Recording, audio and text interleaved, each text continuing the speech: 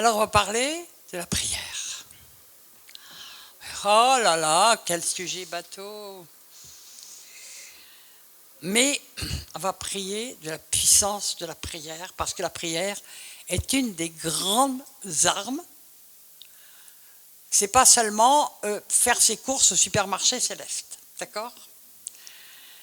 Alors, je vais reprendre ce sur quoi, parce qu'on recommencera demain matin les groupes de prière. Je ne sais pas si c'est passé des choses fortes dans tous les groupes, mais je sais que dans certains groupes, oui. Et on va continuer, persévérer, percer le ciel, mais vraiment que vous rentriez dans votre autorité. Donc je rappelle, je reprends là où je m'étais arrêté ce matin, Jacques 5,16, confessez donc vos péchés les uns aux autres. Donc demain, je rappellerai éventuellement tout ce qu'il faut faire dans les groupes. Et priez les uns pour les autres. On parlait des addictions tout à l'heure. Cette femme s'est avancée par rapport au tabac. Moi, je n'ai jamais jugé les histoires d'addiction parce que la plupart du temps, maintenant, tous les enfants sont liés, hein, tous, par les écrans, par la porno, par les jeux, par tout est fait pour lier les gens. Et puis, il y a plein d'addictions que les gens n'osent pas avouer et ne peuvent pas avouer par peur du jugement. C'est pour ça qu'on fait ces groupes de prière où vous pouvez parler et puis vous êtes libre de parler. Et il y a le secret du tabernacle et comme ça, parce que c'est écrit, confessez-vous donc vos péchés les uns et les autres et priez les uns pour les autres afin que vous soyez guéris. La prière fervente. On a parlé de tout ça déjà, je ne vais pas en reparler. La prière fervente du juste a une grande efficacité. D'accord? Le terme guérir, ça veut dire, c'est le mot grec, veut dire guérir, se raffirmer, libérer des erreurs et des péchés et apporter le salut. Ce n'est pas un petit mot, hein? Ok? D'accord. Alors, je vais d'abord vous situer, je l'ai déjà fait, mais je vais le refaire, pas pendant ce séminaire, dans d'autres séminaires. Je vais expliquer les 7 positions du combat spirituel, de la guerre, parce que là on est là pour se lever, pour aller à la guerre. Ok? Il y a plusieurs positions, et il y a des positions qui n'appartiennent qu'à l'Ancien Testament, et des positions qui n'appartiennent qu'au Nouveau Testament, mais toutes les positions de l'Ancien Testament ont une dimension, peuvent avoir une dimension que ne connaissait pas le peuple de l'Ancien Testament, hormis ceux qui étaient loin. D'accord? Alors, dans la prière, on parle de soi à Dieu, de ses problèmes à Dieu, de sa famille à Dieu, de son entourage, de ses problèmes de trucs, etc. Mais enfin, on est tourné sur soi-même et on en parle à Dieu. D'accord? Dans la louange, que nous allons aborder demain soir, on parle de Dieu à Dieu. Tu, c'est plus je, c'est tu. Tu es ceci, tu es cela, tu es grand, tu es merveilleux, tu es le roi des rois, tu es le plus grand. Est-ce que Dieu en a besoin? Il sait qui il est. Non. Il sait qui il est. C'est pour que nous sachions qui il est. C'est pour que notre foi grandisse. C'est notre foi qui va grandir, parce que quand on crie à Dieu de tout notre cœur, Seigneur, tu es grand, tu es merveilleux, tu peux tout, c'est toi. Et notre regard n'est plus tourné vers nous, vers lui. Change notre regard. Et là, ça déclenche des choses, puisque Dieu siège au milieu des louanges de son peuple. Amen. Alléluia. On parlera dans d'autres séminaires du jeûne. Dans le jeûne, il y a beaucoup de versets, il y a beaucoup de passages, il y a beaucoup de types de jeûne. On fait taire sa chair pour laisser Dieu nous parler et parler à Dieu. Je vous fais un méga résumé parce que tout ça va demander, je vais les reprendre tous ces trucs parce que c'est très important. L'adoration, écoutez, moi pendant des années, j'étais dans une très bonne église Et puis, j'étais là, on va adorer le Seigneur, et tout le monde adore le Seigneur. Et puis, je chantais « Je t'adore, je t'adore ». Puis un jour, je me suis réveillée, j'ai dit « Mais je suis une menteuse, je ne sais même pas ce que c'est que l'adoration ». Je me suis repentie devant le Seigneur. J'ai dit « Seigneur, je vais devenir une adoratrice ». Parce que tu cherches des adorateurs qui t'adorent en esprit et en vérité. Si tu les cherches, c'est qu'ils sont rares. C'est que les vrais adorateurs sont rares. Et là, le Seigneur m'a appris l'adoration. Et dans l'adoration, on est dans le silence, on est dans les larmes souvent. On est à genoux, si on peut. On est devant le trône de grâce, tout simplement. Et il se passe des choses extraordinaires. On apprend à connaître notre Dieu. On apprend, et puis il est là, et on rentre devant le trône de grâce. Le Seigneur nous y attend. Et il est dit qu'on y obtient miséricorde et on y obtient aussi tout ce qu'il faut pour le secours au moment opportun. C'est-à-dire que ça va nous équiper, nous armer, nous faire... Il se passe des grandes choses en adoration. Et la plupart du temps, les gens ne savent pas ce qu'est la véritable adoration. Ils ont pris l'habitude tellement d'entendre « Oh, j'adore l'OM, j'adore le chocolat au lait, j'adore le... » Non, mais le mot, il a été complètement vulgarisé. Ils n'ont aucune idée de ce que veut dire le mot adoration selon Dieu. Si vous adorez Zidane, adorez Zidane. Mais bon, moi je préfère adorer Jésus. Mais pour adorer quelqu'un, en esprit et en vérité, il faut le connaître. Amen. Donc c'est une position, on est écrabouillé devant Dieu. On est tout petit. Et puis on est transporté. On est devant le trône de sa grâce. C'est indescriptible. C'est même pas racontable. Je sais qu'il y a très peu d'adorateurs. Jésus l'a dit. L'heure vient où le Père cherchera des adorateurs en esprit et en vérité. Vous savez qu'il y a deux types de personnes que Dieu cherche, les adorateurs et les intercesseurs. Tous les autres, il les donne. Dieu a donné.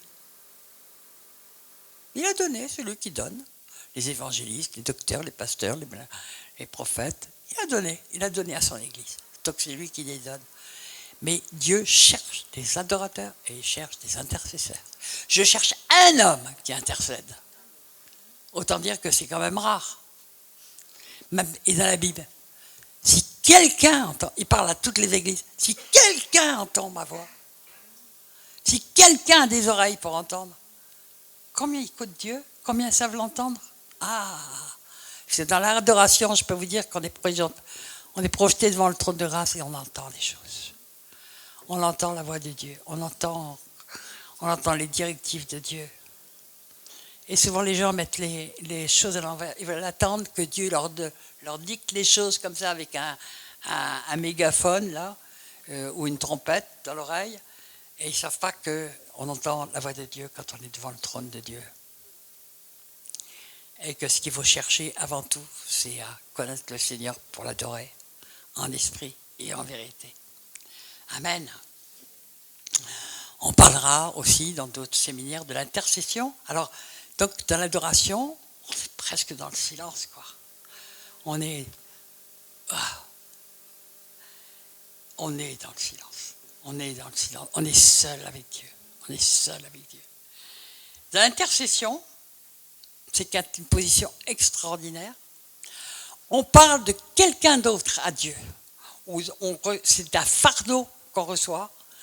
On va se prendre ce fardeau. Quelquefois, on peut avoir le fardeau d'un peuple, comme Daniel, le fardeau comme Esdras, Néhémie, Moïse. Ils ont eu le fardeau du peuple. Ils étaient prêts même à mettre leur vie. Même l'apôtre Paul, il était prêt à mettre sa vie. Il disait, je voudrais être anathème pour que tout mon peuple soit sauvé, mes frères et mes sœurs dans la chair soient sauvés. Je veux dire que c'est un cœur incroyable. C'est pour ça qu'il y en a si peu. C'est un cœur incroyable où on va, tout simplement, on n'existe plus. on prend la place du fardeau ou de la personne ou d'un pays ou d'un ce que le Seigneur, le fardeau, et nous, on n'existe plus. C'est nous, ça n'a aucune importance. Notre moi, notre nous, il ne compte pas. Ce qui compte, c'est le fardeau de Dieu. Et donc l'intercesseur, c'est quelqu'un qui s'interpose entre Dieu et un fardeau et qui va endosser le fardeau. Jésus est l'intercesseur parfait. Et il intercède pour nous jour et nuit, nous dit la parole. Mais il est monté à la croix, il a intercédé pour nous, c'est-à-dire qu'il a pris tous nos péchés sur son épaule. Je vais juste vous raconter une petite anecdote au passage, parce que ça illustre bien. Moi, ça m'a fait comprendre énormément de choses. C'est vieux, hein, ça. Un jour, j'étais en Suisse, et puis j'ai une amie qui habitait Neuchâtel, qui travaillait dans une sorte de, je ne sais pas comment on les appelle en Suisse, c'était comme les EHPAD, si vous voulez, en France. Je ne sais plus quel truc, c'était un centre pour les gens très âgés. Et elle me dit, écoute Michel, je m'occupe d'une personne, c'est épouvantable. C'est une femme qui ne parle même pas le français, c'est une fille, elle parlait suisse-allemand. Et elle me dit, Michel, mais c'est épouvantable. On rentre dans sa chambre, on sent la présence des démons et on ne peut plus la mettre avec les autres personnes tellement elle est d'une violence extrême. C'est une femme de 87, 88 ou 90 ans, je ne me souviens plus. Mais quand elle part, elle avait une force physique qu'elle déployait qui était complètement anormale. Et en plus, toute la nuit, elle se griffait, on l'a trouvée couverte de sang le matin. Enfin, l'horreur. Il lui attachait les bras aux rampes et on l'a retrouvée complètement griffée la nuit. Donc vous pouvez imaginer la poitrine griffée, lacérée de coups de griffe. Donc vous pouvez imaginer l'état de démonisation où était cette femme. Je crois que le gadarénien là à côté, c'est presque mignon. Vous voyez ce que je veux dire?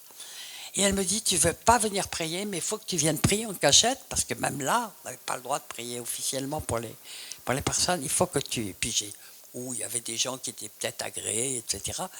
Mais elle me dit, est-ce que tu veux venir prier pour elle en cachette? Je vais faire le guet à l'extérieur. C'est ce qu'on a fait. Et je suis rentré dans cette chambre. Mon Dieu. C'était impressionnant. Vous aviez l'impression de rentrer dans l'antre. Vous aviez l'impression que les démons, ils étaient comme dans un métro parisien à 6 heures, vous voyez ce que je veux dire, à 18 heures. Il n'y avait même pas un espace pour respirer un peu d'air pur. Je suis rentré là-dedans, je me suis dit, mais Seigneur, mais qu'est-ce que je vais faire? Puis en plus, elle ne parlait même pas. Je ne pouvais pas parler avec elle. Je ne pouvais pas prier avec elle. Elle ne pouvait même pas parler. Hein. Je me suis dit, mais Seigneur, qu'est-ce que je vais faire? Je commence à prier Dieu. Et il commence à m'envoyer des visions. Et je commence à voir des superpositions, des charniers des Juifs durant la guerre, et des collines verdoyantes, très riches, suisses. Et j'ai instantanément compris. Et ça m'a été confirmé après, hein, je vous le dis. Cette femme était d'une très grande richesse et sa famille avait une très grande richesse. Et nous avons compris qu'ils avaient volé l'argent des Juifs et dénoncé les Juifs pendant la guerre. Qu'est-ce que j'ai fait? J'ai demandé pardon à Dieu pour elle. J'ai commencé à pleurer devant Dieu. Je dis, Seigneur, pardon. Comme si c'était moi qui avais fait les choses. Comme si c'était moi. Ça a duré presque 2 heures. Hein. On avait pu être tranquille presque 2 heures. Mais c'était impressionnant. Et au fur et à mesure que je faisais ça, et je prenais l'autorité, je commençais à entendre les démons qui sortaient. C'était impressionnant, c'était un chapelet. Ça partait.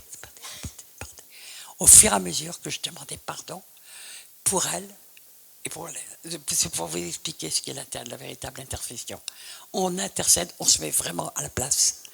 Et on a j'ai eu des nouvelles le lendemain par mon amie, donc on a dû partir, elle est venue taper à la porte, elle m'a dit Michel, il faut que tu partes, il y a des personnes qui arrivent. Donc je suis sorti et elle m'a appelé le lendemain, elle m'a dit Michel, on ne la reconnaît plus. Elle est dans la paix complète, d'ailleurs on a pu la remettre avec tout le monde, elle est souriante, elle peut de nouveau parler. Donc le Seigneur m'a fait vivre des expériences fortes comme ça. Et donc, c'est pour vous dire ce qu'est l'intercession. Les gens disent, on va intercéder. Ça n'a rien à voir. Ils sont tous en train de bombarder des Excel, de faire des trucs, des machins. Ils répètent, ne multipliez pas les paroles vaines, car c'est ainsi que les païens prient. Ah, les païens prient. Non, c'est ce que Dieu considère comme des païens. Multiplie les paroles vaines. Non, mais prenez les chapelets indiens ou chinois, là. Et répétez tout le temps la même chose. Vous prenez votre chapelet. Je vous salue, je vous salue, je vous salue, je vous salue.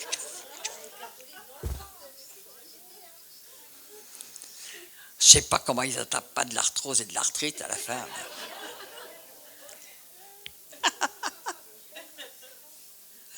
Bon. Enfin, c'est pour vous annoncer les choses que je vais développer dans les prochains séminaires, mais je parlerai aussi, bien sûr, de prendre l'autorité. Quand on chasse les démons, on parle aux démons. On ne parle plus à Dieu, on parle aux démons. D'accord?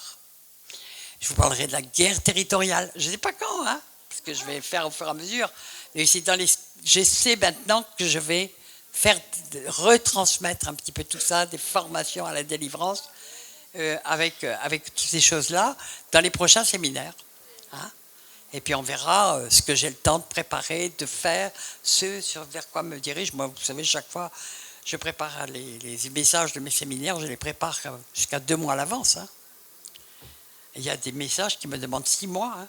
Le Seigneur me réveille le matin, puis ça arrive là, des trucs. Oh oui, oh là, faut pas que j'oublie ça. Oh là, c'est juste que je dois mettre là. Yes. Alors, on va continuer. Alors, on a dit tout à l'heure, je vais le rappeler, la prière fervente. Ça veut dire, vient de énergéo, énergétique, du juste. Je souligne le deuxième mot, juste, qui est juste, celui qui est justifié. Donc c'est pour ça qu'il veut commencer par confesser ses péchés. C'est pour pouvoir être justifié. A une grande efficacité, pas une petite. C'est illimité avec le Seigneur. Amen. Pour faire comprendre pourquoi, quelquefois, nos prières, bon, on va voir pourquoi elles fonctionnent souvent si peu. Je vais vous poser une question. Qui d'entre vous a vu toutes ces prières s'accomplir?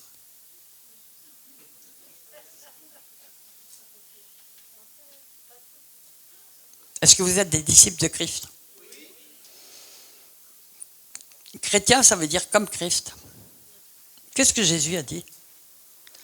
Tout ce que je demande au Père, il me l'accorde. Et puis il nous l'a dit de multiples façons. Donc c'est nous qui ne sommes pas justes, qui n'avons pas compris ce que c'est que la vraie prière. Vous voulez bien que je vous partage un peu aussi? Alors je vais vous parler déjà de certaines prières. Alors je les ai nommées, je leur ai donné un nom. Hein. La prière Mektoub, Inch'Allah.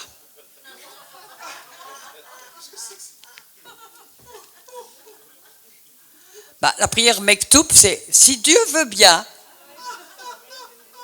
on fait des prières, comme ça on lance des prières, après on verra bien, on lance, on ne sait jamais, peut-être que Dieu voudra bien l'accorder, mais s'il ne veut pas l'accorder, Inch'Allah. Alors, il y a beaucoup de prières Mektoub, Inch'Allah parmi les chrétiens. Ils ne croient même pas à leur propre prière. Alors, à tout hasard, ils lancent des prières, puis Inch'Allah, si Dieu veut bien. Si Dieu veut bien, Dieu est bon. Dieu est bon. Si Dieu veut bien. Puis ils y croient même pas à leur prière. Ah, ils sont vraiment. Il n'y a pas de doute que Dieu accomplit leur prière. Bon. Je vais parler de la prière cierge.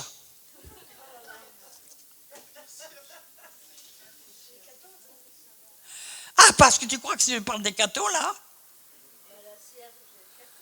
Eh ben, je parle de la prière cierge des évangéliques.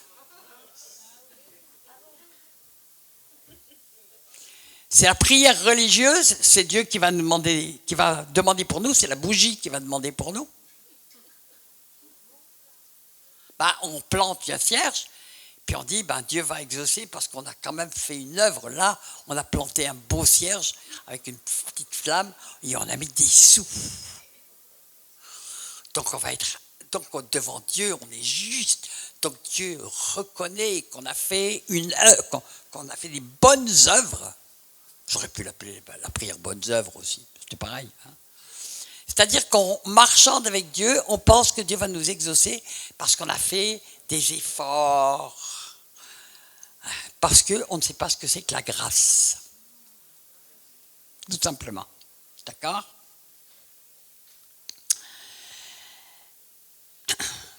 J'ai oublié de parler de la prière chapelet. Alors la prière chapelet, c'est celle qui est écrite en Matthieu 6, là, qu'on va relire. En priant, ne multipliez pas les paroles vaines comme les païens qui s'imaginent qu'à force de paroles, ils seront exaucés.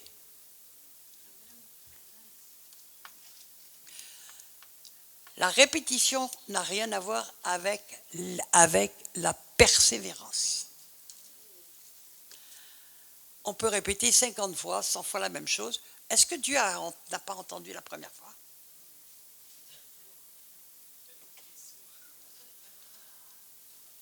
Jésus, j'ai besoin d'une nouvelle cafetière. Jésus, j'ai besoin d'une nouvelle cafetière. Jésus, j'ai besoin d'une nouvelle cafetière. Jésus, j'ai besoin d'une nouvelle cafetière. Jésus, et puis le lendemain, Jésus, j'ai pas besoin d'une.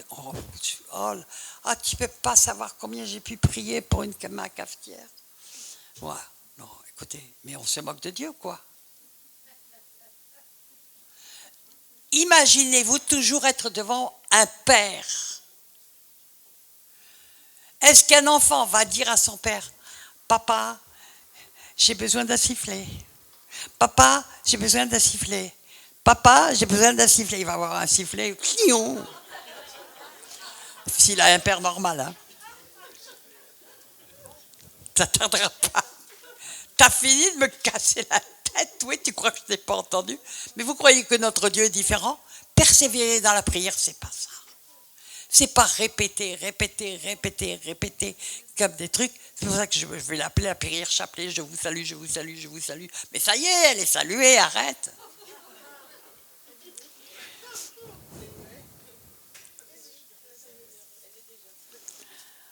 La prière égocentrique. On est toujours fixé sur ses propres besoins. Seigneur, j'ai besoin. Seigneur, il me faut. Seigneur, à moi. Et puis les autres, on s'en fout royalement. Leurs besoins, on s'en fout royalement. Luc 6, 38. Donnez et il vous sera donné. On n'y est pas du tout question d'argent. Hein. Vous pouvez regarder tout le contexte, on ne vous parle pas du tout d'argent. Donnez de l'amour, vous recevrez de l'amour. Donnez de votre temps. Des gens donneront du temps pour vous. Donnez et Dieu vous donnera ce dont vous avez besoin. Amen. Donnez ce que vous avez. Vous avez du temps, vous le donnez. Vous avez de l'amour, vous le donnez. Vous avez l'envie de visiter des malades parce que vous savez que ça va les fortifier et que vous pouvez le faire. Faites-le. Donnez et vous recevrez. C'est une loi du royaume. D'accord? C'est une loi du royaume qui a été totalement détournée dans les églises avec les histoires d'argent. C'est pas faux côté argent non plus, hein, mais c'est vrai pour tout. Hein, vous êtes là, vous prenez du temps pour faire peut-être un don tout simplement à quelqu'un qui passe, parce qu'il a besoin de manger, ou vous lui faites à manger, et justement, il y a votre frigidaire qui tombe en panne, et il y a la voisine qui dit, tu ne reconnaîtrais pas quelqu'un qui aurait besoin d'un frigidaire tout neuf, parce que j'en ai un de trop, je ne sais pas quoi en faire. Voilà. C'est comme ça que ça se passe dans le royaume. Hein. Moi, j'ai toujours vu le Seigneur agir comme ça. Ah, alléluia. Bon, je ne vous raconte pas tous les trucs, parce que sinon vous en aurez...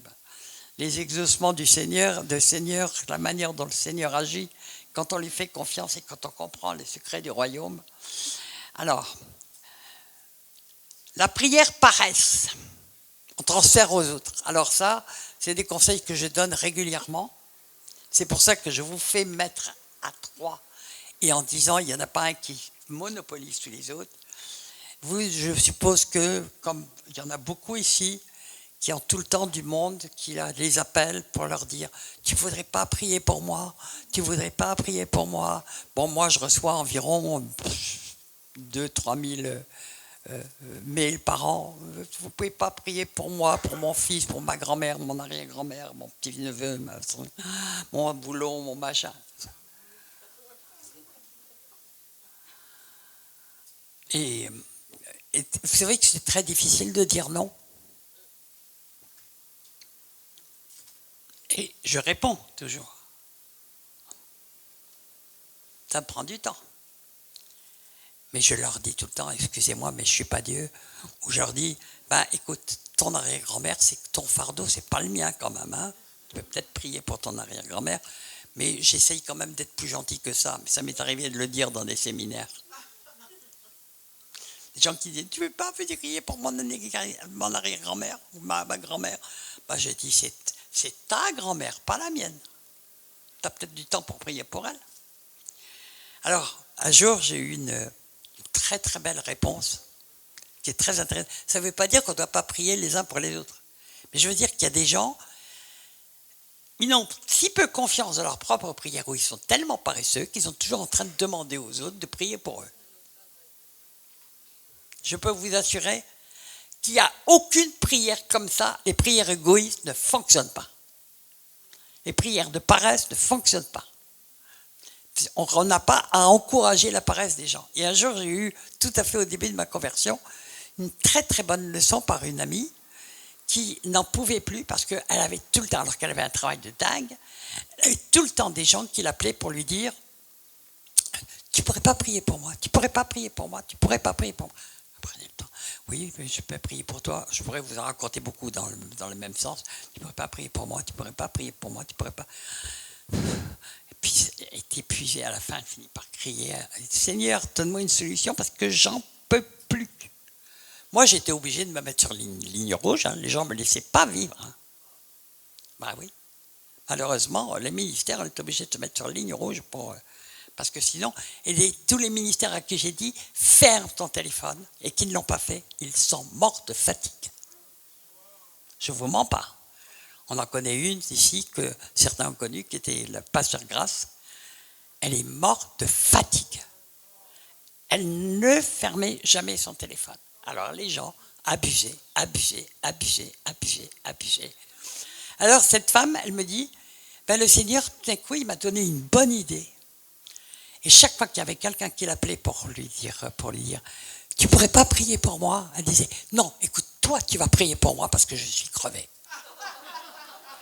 Et elle dit, mais en un clin d'œil, il n'y avait plus personne qui me téléphonait pour me demander la prière. Sauf vraiment les gens avec qui qu'il avait sur le cœur et qui étaient pris. Et ça m'arrive souvent. J'envoie des mails, il y a des gens qui me disent, vous ne pouvez pas prier. Je te réponds, je suis désolé, je ne peux pas le faire sérieusement, je ne veux pas répondre un petit mot facile. Je ne peux pas, je suis submergé de travail, je suis extrêmement fatigué, souvent, je suis épuisé. Je dis, j'ai pas le temps. Franchement, ne m'en veux pas, j'ai pas le temps. Mais fais-le. Trouve-toi d'autres personnes avec qui prier. Et il y en a rares qui me disent, Michel, j'ai compris, c'est moi qui vais prier pour toi. Mais ça fait plaisir. Ça fait plaisir. Ça fait plaisir. Parce que là, du coup, ça donne envie de prier pour eux. Vous comprenez ce que je veux dire? Il ne faut pas que ce soit une plaie, de prier pour les autres. Il faut qu'on puisse le faire avec joie. Amen. Donc, maintenant qu'on a énuméré toutes les fausses prières,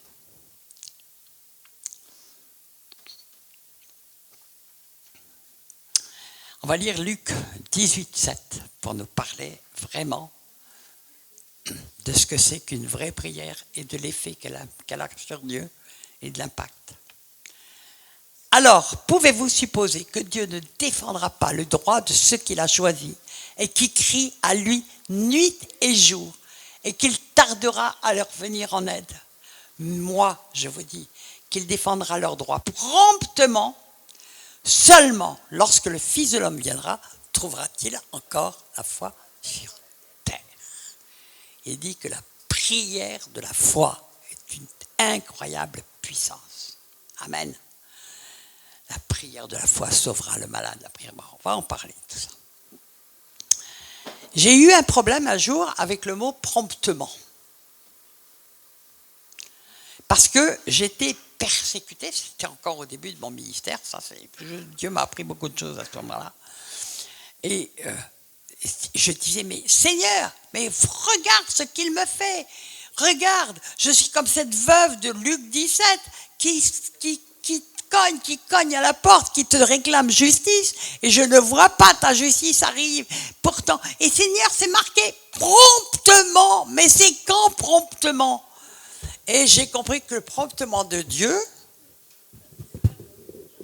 n'était pas le nôtre, parce que Dieu, il est lent à la colère, il l'est pour nous, il l'est aussi pour ceux qui nous ont fait du mal. Sa priorité est de sauver, ce n'est pas de juger. Sachez que le Fils de l'homme n'est pas venu pour condamner, mais pour sauver. Donc la priorité de Dieu, ce sera toujours ça. Donc notre promptement peut durer 1000 ans pour eux. À l'échelon humain, disons que le promptement de Dieu peut être 10 ans, 15 ans, 5 minutes, ou instantané. Dieu sait pourquoi, pas nous. Enfin, bon, ça veut dire que de toute façon, c'est Dieu qui rend justice. D'accord ? Alors, et puis, on voit qu'il persévère à lui, qu'il crie à lui jour et nuit. Je veux dire, quand la prière ardente, quelquefois, quand on a vraiment un fardeau sur le cœur, on prie, et on prie fort. Écoutez, c'est triste à dire, mais c'est un constat que j'ai fait pour moi, et que je pense beaucoup d'entre vous ont fait. C'est quand tout va mal qu'on prie bien. C'est vrai ou pas? Eh bien, vous croyez que ça plaît à Dieu, ça? Ben non. Ben oui, mais en même temps, c'est la triste. Il a dit, t'attends d'être complètement bloqué comme ça pour commencer à crier à moi jour et nuit. Il a fallu qu'il fasse ça. On s'en est parlé hier avec son propre peuple. Il l'aime. Il a fallu qu'il accable de fardeaux et de trucs. C'est ce qui va se passer pour la France. Mais pour que la France enfin crie à lui et se mette à prier réellement. Et ça va commencer par l'Église. Mais amen, il va faire. Là, je prophétise, je sais qu'il va faire. Ça fait 25 ans que je sais qu'il va faire. Ça fait plus que ça. On va continuer. Je ne vais pas passer les années, moi. Alors, Colossiens 4, 2. Persévérer dans la prière. C'est-à-dire, ce n'est pas de la répétition. Ça veut dire, on continue à demander au Seigneur. Avec foi. Même si on ne le voit pas tout de suite, mais en sachant que si notre prière est juste, on parlera des prières qui ne sont pas justes, si notre prière est juste, c'est une promesse de Dieu. Nous la verrons s'accomplir. Amen. Alléluia. Colossiens 4, 2. Romains 12, 12. Réjouissez-vous en espérance. Soyez patients dans l'affliction. Persévérez dans la prière. Ça nous est dit plusieurs fois. Donc, Les gens qui font une petite prière comme ça, et puis sans y croire, comment voulez-vous qu'ils aient des exaucements? C'est contraire à la parole. On doit suivre la parole. Si un sujet est juste et vous tient à cœur, vous bombardez le ciel jusqu'à ce que vous le voyez s'accomplir. Mais vous n'allez pas faire une machine à répétition. Vous allez plaider devant Dieu. Plaider. Comme par exemple Abraham a plaidé devant Dieu. Moïse a plaidé devant Dieu. Moïse, c'est extraordinaire ces intercessions. 1 Thessaloniciens 5, 17. Priez sans cesse. Waouh! Priez sans cesse. Mais c'est-à-dire, comment on fait pour prier sans cesse? Comment on fait? Alors, c'est une bonne chose, mais il y a autre chose dont nous devons avoir conscience. C'est qu'aujourd'hui, Satan fait tout pour nous prendre la tête pour qu'on ne prie. Vous savez, les gens, manuels ou autres, peuvent prier sans cesse. Ils peuvent être tout le temps dans une atmosphère de prière. Tous les créateurs, tous les gens, mais tout ce qui vous prend la tête, y compris les smartphones, les téléphones, les messages, les SMS, tous les bazars, par-ci, par-ça, ça vous prend la tête. Les écrans, on est bourré par des écrans. Comment voulez-vous prier sans cesse avec des écrans tout le temps? Je priais sans cesse quand je me suis converti. Vous savez comment j'ai su que je priais sans cesse? Je ne le savais pas. Parce que ça me paraissait irréalisable. Puis je disais, quand je dors, et puis un jour, je dormais justement chez cette amie dont je parlais tout à l'heure à Presles. C'était elle qui m'avait envoyé dans la clinique, je dormais chez elle. Et elle me dit, au bout de plusieurs jours que j'étais là, elle me dit, est-ce que tu sais que toute la nuit tu pries? Ah bon? Elle me dit, oui, tu pries en langue. Est-ce que vous vous êtes déjà aperçu que si vous vous couchez avec de la prière, et par exemple des chants du Seigneur, vous vous réveillez avec? Ça veut dire que toute la nuit, ça a été dans votre tête. Amen? Amen? Moi, je vous passe des choses comme ça, toutes simples. C'est tout simple à faire. Si vous vous endormez en priant et en chantant, vous allez vous réveiller en priant, en chantant. Et toute votre nuit, il y a le Saint-Esprit qui est en vous aura prié par votre tête. Amen. Alléluia. Amen. Et puis dans la journée, c'est vrai que nous sommes pris dans une espèce de tourbillon et c'est fait exprès. C'est vraiment démoniaque. Exactement. On est comme les Égyptiens, comme les Hébreux, qui étaient accablés de trucs pour qu'ils n'aient pas le temps de rendre un culte à Dieu. C'est écrit textuellement en Exode, ça. Hein? Donc, on nous accable de choses à faire, et de gadgets, et de trucs qui nous mangent un temps de dingue, pour qu'on n'ait pas le temps de rendre un culte à Dieu. C'est un combat que de prendre du temps avec le Seigneur. C'est un vrai combat. Et pour chacun, c'est différent, parce que ça dépend de son travail. Il faut aussi s'occuper de ses enfants, mais on peut s'occuper de ses enfants avec l'amour du Seigneur. Et ce sera une forme de prière, de toute façon. Il y a plein de choses qu'on peut faire avec l'amour de Dieu. Travail qu'on peut faire avec l'amour de Dieu. Il y a eu travail, même le travail intellectuel peut être fait avec l'amour de Dieu. Le travail d'écriture peut être fait vraiment en pensant à Seigneur. Mais il y a vraiment des choses qui nous bouffent la tête. Et tout est fait pour nous empêcher de rendre notre culte à Dieu. Il y a des pièges partout. Et c'est vraiment le temps de Satan. La nuit est prête, est très très proche. Mais vous savez pourquoi on peut dire qu'on n'est pas encore dans la nuit? Tout simplement parce que Jésus a dit, la nuit vient où plus personne ne peut travailler. Donc si on peut travailler, c'est que ce n'est pas encore la nuit. Amen. Alléluia. Alors, j'aurais pu vous parler du Notre Père, bien sûr, mais j'ai choisi notre texte parce que c'est très intéressant. J'ai choisi de vous parler parce que souvent on ne comprend pas pourquoi Dieu ne nous exauce pas. Et alors qu'on fait vraiment des prières qui sont justes devant Dieu. La prière du juste. Vous savez, la prière du juste en général elle est dictée par le Saint-Esprit. C'est souvent lui qui nous dicte les bonnes prières à faire. Hein. Mais Dieu n'est pas contre le fait de nous gâter de temps en temps. Bon, amen. Il est tellement bon, tellement bon. C'est un papa parfait. Mon papa, il est parfait. Amen. Alors, j'ai choisi, pour faire comprendre aussi certaines choses, pourquoi certaines prières ne sont pas exaucées. Parce que je pourrais vous citer des tas de passages. Hein, il suffit que 2 s'accordent, mais je les citerai après. Je vais vous parler d'Anne. Anne, c'est très intéressant. Si on regarde, il y a beaucoup de choses dans ce texte qui peuvent être dites. Judas fait de très bons messages dessus, mais moi je vais vous en parler autrement. Alors, c'est dans 1 Samuel 1-2. Il y avait 2 femmes, dont l'une s'appelait Anne et l'autre Pénina.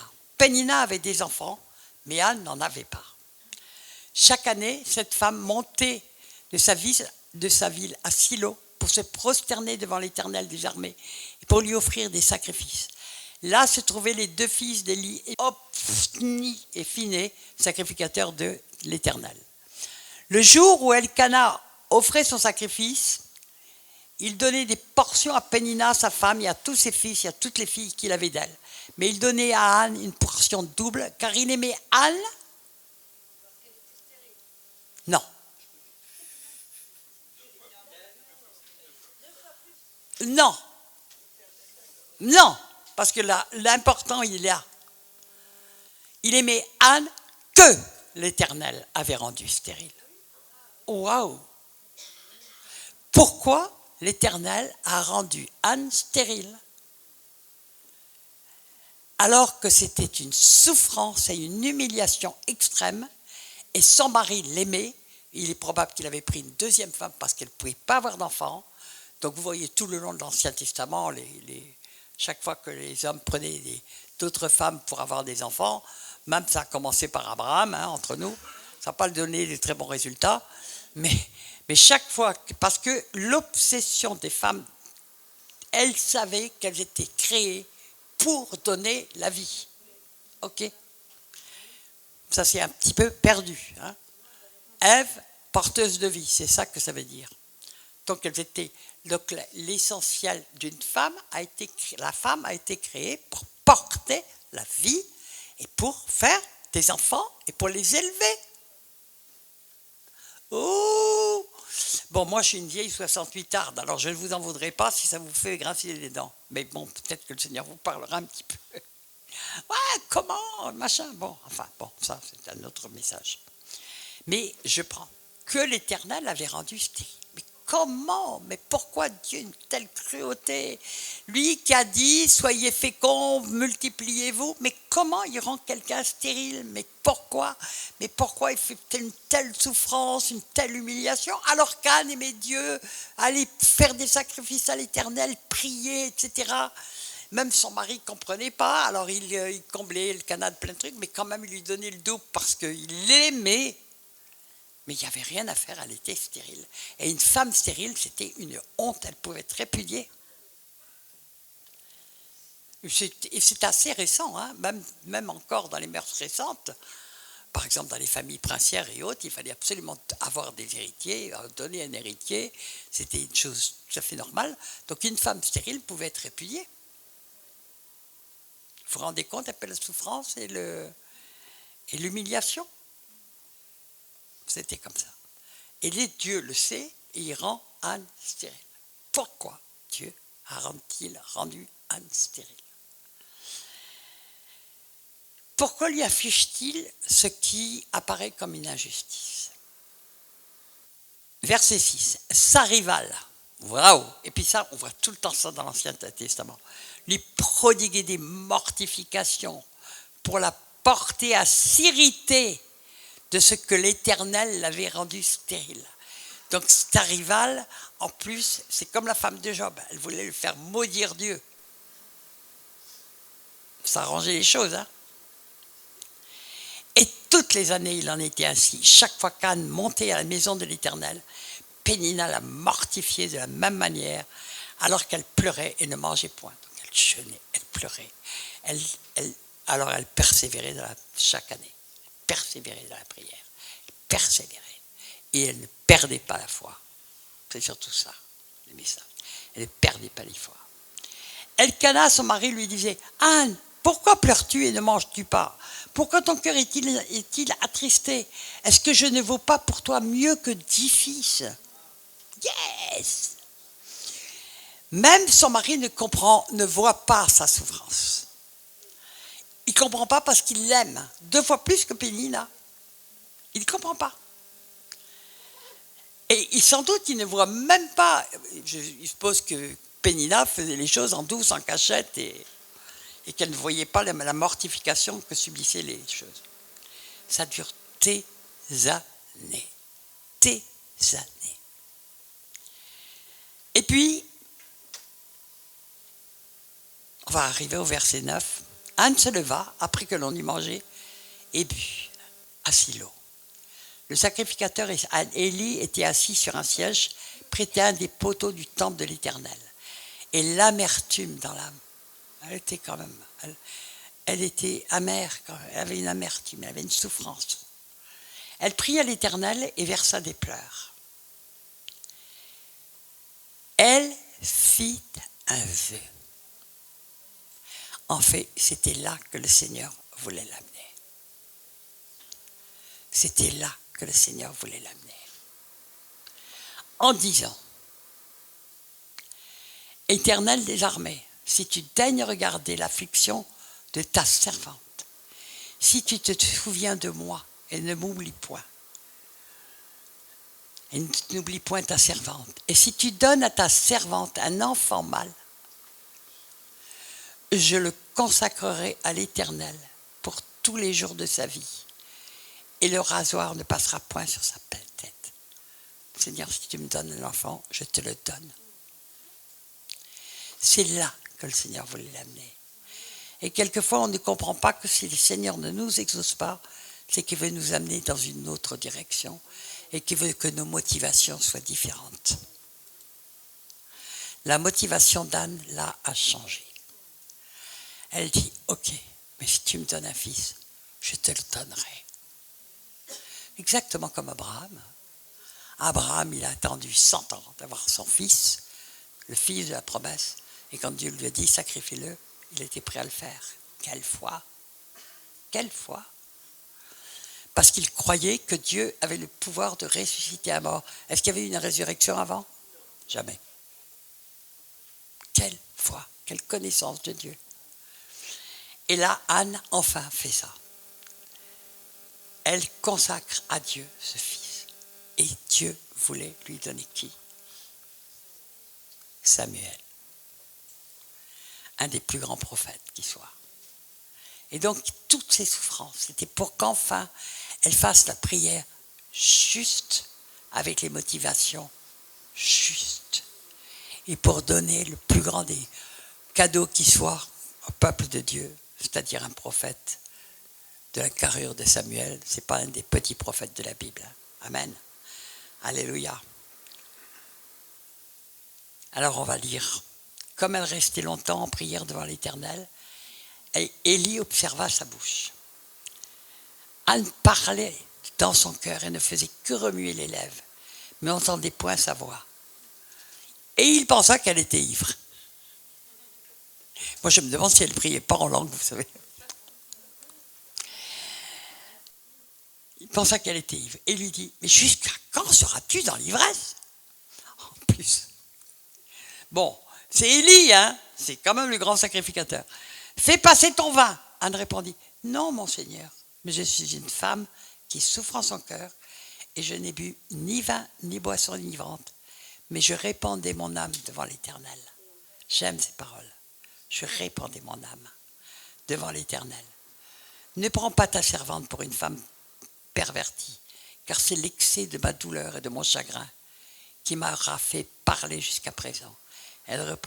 Élie reprit la parole et dit, va en paix et que le Dieu d'Israël exauce la prière que tu lui as adressée. Et nous connaissons la suite. Amen. Nous connaissons la suite. C'est un exemple merveilleux pour comprendre aussi ce que c'est que la persévérance dans la prière. Et quelquefois, nous ne comprenons pas pourquoi Dieu ne répond pas à des prières qui nous paraissent justes, parce que sa prière, elle était juste. Elle était juste, c'était normal qu'elle ait envie d'un enfant. Mais quand même, il y avait la vraie motivation, c'est qu'elle était tout le temps mortifiée aussi par Pénina. Sa motivation, elle était un petit peu mélangée. Vous comprenez ce que je veux dire?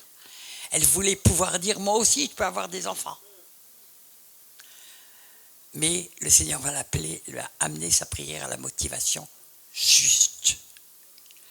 Alors ça, c'est un exemple pour nous. Quelquefois, nous prions depuis longtemps pour quelque chose, mais pas avec les bonnes motivations. Nous prions pour des gens, pour qu'ils se convertissent, mais est-ce que nous prions vraiment pour qu'ils aillent dans le royaume, qu'ils appartiennent au Seigneur, et sans que ça ne nous donne aucune gloire? Cherchons, regardons nos motivations dans nos prières. Regardons nos vraies motivations. Vous savez, il est dit, il y a dans le cœur de l'homme beaucoup de projets, mais c'est l'Éternel qui pèse les motivations. Moi, plusieurs fois, j'ai dit, Seigneur, montre-moi mes vraies motivations. J'avais des motivations formidables. Montre-moi mes vraies motivations pour aller dans là ou là ou là. Et quand le Seigneur me montrait mes vraies motivations, c'était pas tout à fait ce que j'avais espéré. C'était pas des félicitations. Je disais, d'accord Seigneur, je me repens, mais j'y vais quand même. Là, je parle de quelque chose de très précis, c'était une pastorale. J'ai dit, Seigneur, quelles sont mes vraies motivations? Il a dit, tu cherches à te faire reconnaître. D'accord, Seigneur, pardon, j'ai pas besoin de la gloire des hommes, pardon. Seigneur, Seigneur, mais j'ai très envie d'aller faire cette pastorale. Tu veux bien que j'y aille? Okay. Dieu n'était pas contre. Alors, on va dire ainsi. Matthieu 18, 19. Je vous dis encore que si deux d'entre vous s'accordent sur la terre pour demander quoi que ce soit, une chose quelconque, elle leur sera accordée par mon Père qui est dans les cieux. Est-ce que vous l'avez déjà fait ça? Dire Seigneur, on est deux à s'accorder et de ne pas voir s'accomplir. Que Dieu est menteur? La prière ne peut ne pas être bonne, ne pas être bonne même pour nous. Quelquefois, nous faisons des prières qui sont en charnel ou qui peuvent se retourner contre nous, hein, tout simplement. Mais je voudrais souligner, si deux d'entre vous, on parle de deux vrais chrétiens, de deux disciples. Et les disciples reçoivent les prières justes dans leur cœur. Et quand ce sont deux qui s'accordent sur une prière qui a été soufflée par le Seigneur, ils la verront s'accomplir. Point final. Amen. Donc comprenons un petit peu. Faisons attention aux prières que nous faisons. Et si nous ne recevons pas d'exaucement, demandons au Seigneur, qu'est-ce qu'il y avait de faux? Il va vous répondre par sa parole. Amen. Je vais reprendre l'histoire d'Anne. Après qu'Élie lui ait dit ça, elle dit que ta servante trouve grâce à tes yeux. Et cette femme s'en alla. Elle mangea et son visage ne fut plus le même. Elle n'est pas exaucée encore. Pourtant, quelque chose a été complètement transformé parce qu'elle a choisi que son fils soit donné à Dieu. Amen. Ils se levèrent de bon matin et après s'être prosternés devant l'Éternel, ils s'en retournèrent et revinrent dans leur maison à Rama. Elkana connut sa femme. Bibliquement, connaître, ça veut dire faire l'amour. Et l'Éternel se souvint d'elle. Amen. C'est Dieu qui donne la vie. Amen. Dans le cours de l'année, Anne devint enceinte et elle enfanta un fils qu'elle nomma Samuel. Car, dit-elle, je l'ai demandé à l'Éternel. Samuel, ça veut dire j'ai demandé à l'Éternel. Amen. Mais je l'ai surtout donné à l'Éternel. Alléluia. 1 Jean 3, 22. Quoi que ce soit que nous demandions, qui est ce nous, des disciples, morts à eux-mêmes, donc à leurs désirs propres, à leurs besoins propres, donc qui font confiance en Dieu. Quoi que ce soit que nous demandions, nous le recevons de lui, parce que nous gardons ses commandements et que nous faisons ce qui lui est agréable. Donc nous avons une explication là. Parce que nous marchons avec Dieu. Amen. Nous savons que Dieu n'exauce point les pécheurs, mais si quelqu'un l'honore et fait sa volonté, c'est celui-là qui l'exauce. Donc nous avons une réponse. Là, l'exaucement des prières est aussi lié à notre obéissance au commandement du Seigneur. D'accord? Alléluia. Je voudrais vous parler, pour finir, de la prière en langue. Dans l'Ancien Testament, il n'y a pas de prière en langue. Il a fallu attendre la Pentecôte pour qu'on reçoive des langues. Il nous est dit que c'est la langue des anges. Il nous est dit aussi, le Saint-Esprit vient nous en aide si on ne sait pas quoi demander. Eh bien, c'est lui qui nous vient en aide. Donc le Saint-Esprit va nous inspirer les prières en langue. Priez en langue. Chantez en langue. Vous êtes sûr de ne pas vous tromper et de demander ce qu'il faut au Seigneur. Et comme Dieu connaît vos besoins, comme il sait quel est votre appel, comme il sait tout ce dont vous avez besoin, Dieu, vous verrez la main de Dieu dans votre vie. Je veux m'arrêter là-dessus ce soir. Amen.